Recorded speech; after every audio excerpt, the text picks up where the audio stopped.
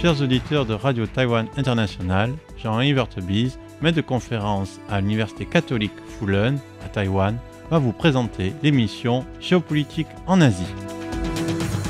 Chers auditeurs de Radio Taïwan International, bonjour pour ce dernier volet de notre série de 3 podcasts sur les relations Inde-Chine. On va maintenant développer le dernier aspect de ça. Donc dans le premier opus, si on peut dire, on a évoqué les relations Inde-Chine depuis qui sont dans une phase de renouveau. En 2020, les États-Unis et l'Inde étaient en phase d'expansion, dans une sorte de bromance entre Trump et Modi. Trump était accueilli triomphalement à New Delhi. Il y avait un envol des relations commerciales et inversement avec la Chine en juin 2020. Il y avait les escarmouches de 2020 avec des 20 personnels indiens tués à la ligne de frontière himalayenne. Et ça, c'était le plus bas des relations avec la Chine et le plus haut des relations avec les États-Unis. Et ensuite, aujourd'hui, on est dans une sorte de retour retour de balancier où les relations entre l'Inde et les États-Unis sont dans un plus bas. Pourquoi? On l'a expliqué la dernière fois. Et ce plus bas semble conduire à un rapprochement entre l'Inde et la Chine. Donc pourquoi ces relations entre l'Inde et la Chine, alors même que les pays sont opposés au niveau frontalier, et surtout ce qui oppose le plus les deux pays, c'est que la Chine est le premier soutien du Pakistan et le Pakistan est l'ennemi de l'Inde, pour dire les choses très simplement.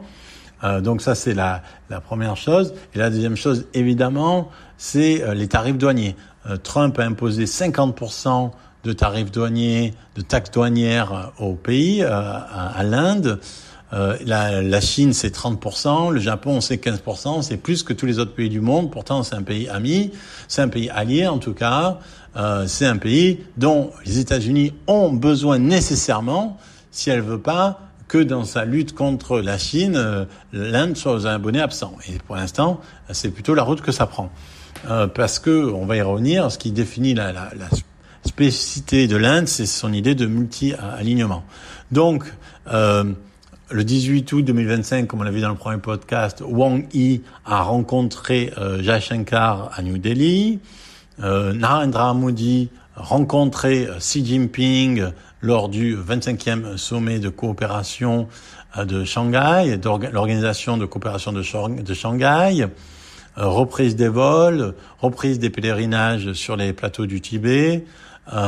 Donc il y a une volonté de normaliser les relations entre les deux pays, d'autant que, encore une fois, les États-Unis imposent à l'Inde des rétorsions commerciales avec des droits de douane extrêmement élevés, et pour des raisons parfois qui paraissent un peu ténues, même si on peut un peu les comprendre, on peut développer un peu par rapport à la semaine dernière. Donc on a dit la semaine dernière que la Chine achète bien plus de pétrole à la Russie que l'Inde, mais la Chine n'est pas sanctionnée pour ses achats. Pourquoi? Alors en fait, il y a une raison, si on veut, du point de vue des États-Unis, c'est qu'en fait, avant la guerre entre la Russie et l'Ukraine, enfin avant l'invasion de l'Ukraine par la Russie, les importations de pétrole de la Russie par la Chine, les importations de pétrole russe par la Chine, c'était environ 13%.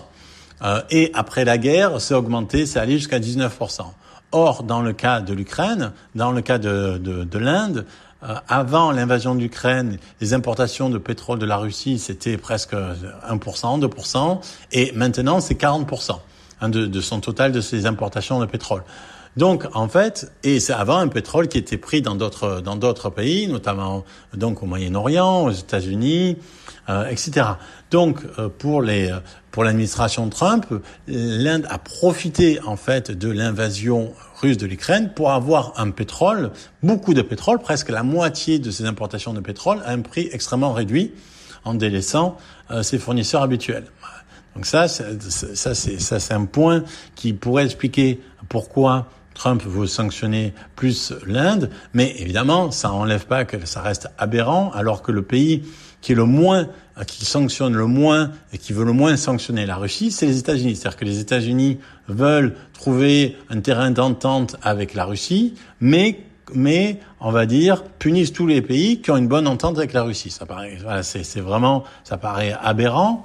Et l'Inde étant un pays souverain, ne va pas accepter cette situation. En plus, on a dit il y a la relation avec le Pakistan, et là aussi il faut le comprendre, c'est-à-dire que pourquoi les États-Unis ont accueilli 2 fois le chef de l'armée pakistanaise, alors même qu'il y a eu 4 jours de conflit entre l'Inde et le Pakistan. Et là, sur ça, en fait, il y a quelque chose qui peut être aussi à l'origine, peut-être même de ces droits de douane punitifs.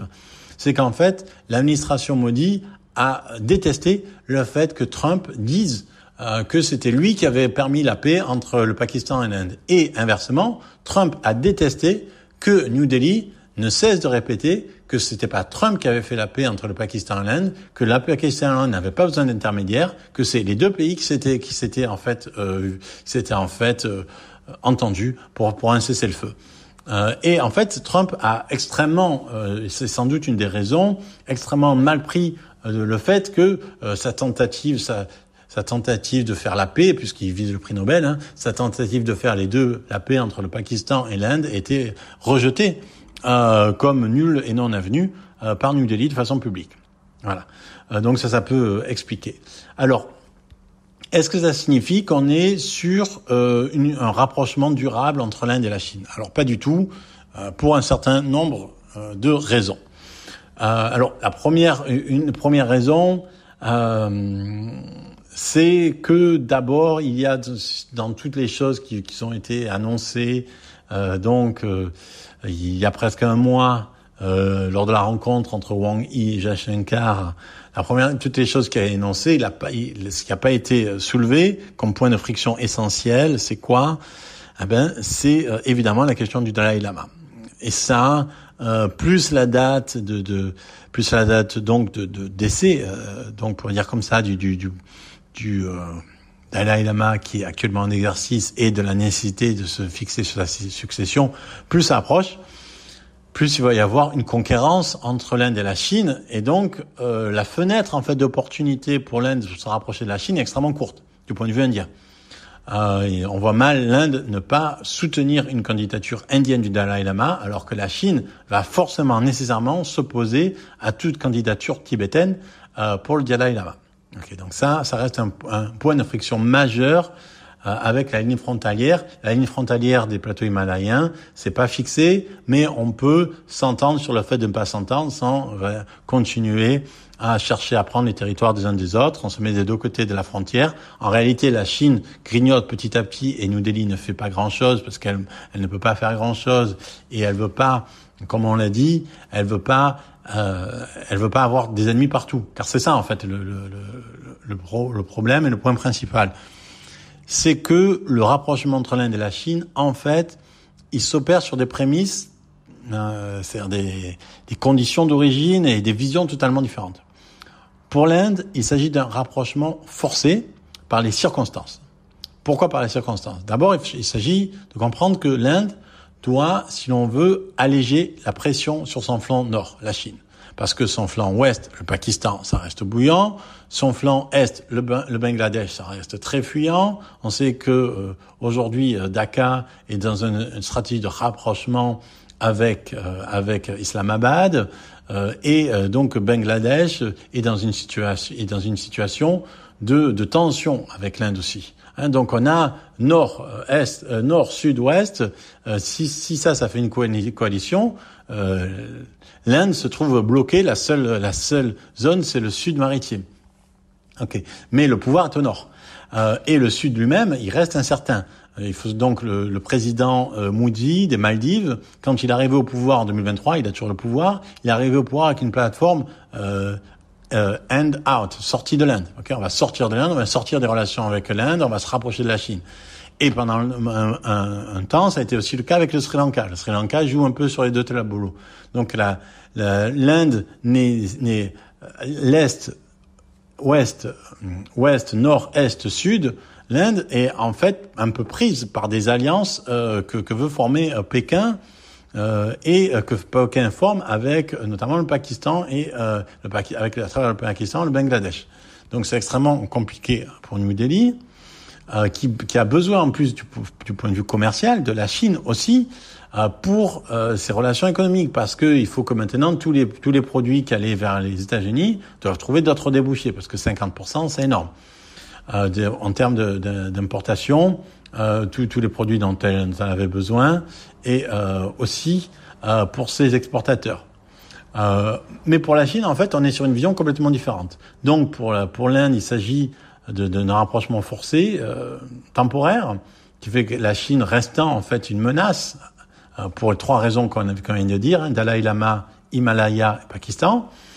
Mais pour la Chine, en fait, il s'agit d'une opportunité, c'est-à-dire que la crise des relations entre les États-Unis et l'Inde, c'est pour la Chine une opportunité. Pourquoi ? Parce que la Chine, elle a une stratégie de long terme qui est de fabriquer, de produire une région Asie qui soit autonome des États-Unis, qui sorte de l'influence américaine. Évidemment, et en s'associant avec l'Inde, qui est le deuxième gros poids lourd de la région Asie, en termes démographiques et économiques, évidemment, c'est extrêmement important pour l'Inde pour faire un front contre Washington. Et ce qui est encore plus évident de cette volonté, en fait, de la Chine de profiter de l'alliance avec l'Inde délaissée par Washington pour avancer son propre agenda politique, c'est le communiqué chinois qui avait été fait après la réunion entre les 2 ministres des Affaires étrangères, mi-août. Donc, en fait, le ministre des Indiens des Affaires étrangères aurait déclaré que Taïwan fait partie de la Chine. Et là, tout de suite, New Delhi a dit « Non, on n'a jamais dit ça. Oui, c'est vrai que la Chine a dit ça, mais nous, on n'a pas du tout pris position. Hein. » Donc, il y a un communiqué officiel de l'Inde disant que la partie chinoise avait soulevé la question de Taïwan, mais la partie indienne a souligné que sa position sur cette question restait inchangée. Et donc, ça, c'est très clair. Et la réaction du porte-parole du ministère des Affaires étrangères, ça a été de dire que c'était une surprise et que ça correspondait pas aux faits.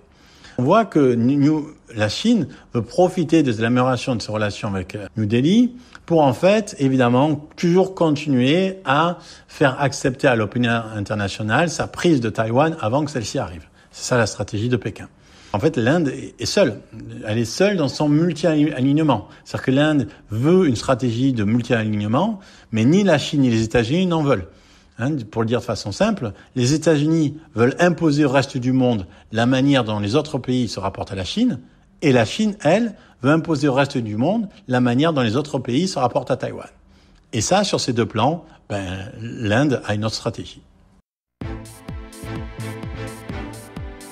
C'était Jean Evertebise dans son émission Géopolitique en Asie pour RTI.